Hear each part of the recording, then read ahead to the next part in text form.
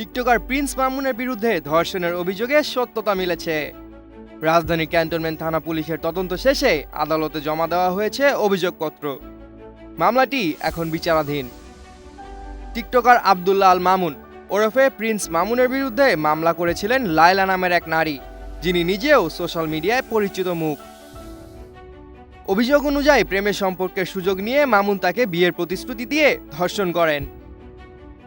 Cantonment থানার উপপরিদর্শক মোহাম্মদ শাহজাহানের তদন্তে জানা যায় 2022 সালের শুরুর দিকে মামুন ও লায়লার ঘনিষ্ঠতা বাড়ে।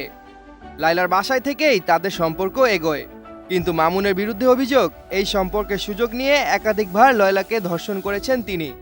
লায়লার অভিযোগ প্রিন্স মামুন তার সঙ্গে একই ফ্ল্যাটে বসবাস করতেন। বিয়ের প্রতিশ্রুতি দিয়ে শারীরিক সম্পর্ক স্থাপন করলেও পরে তিনি নানা অজুহাতে সময়ক্ষেপণ করেন। একমাত্র ওয়ালটন এসি দিচ্ছে 1 বছরের রিপ্লেসমেন্ট গ্যারান্টি।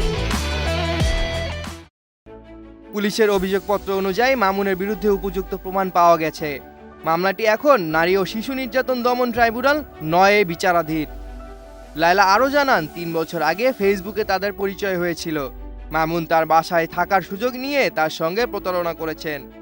বর্তমানে প্রিন্স মামুন জামিনে মুক্ত আছেন, তবে মামলার প্রক্রিয়া অব্যাহত রয়েছে। তামিউল জয়, 21 টেলিভিশন।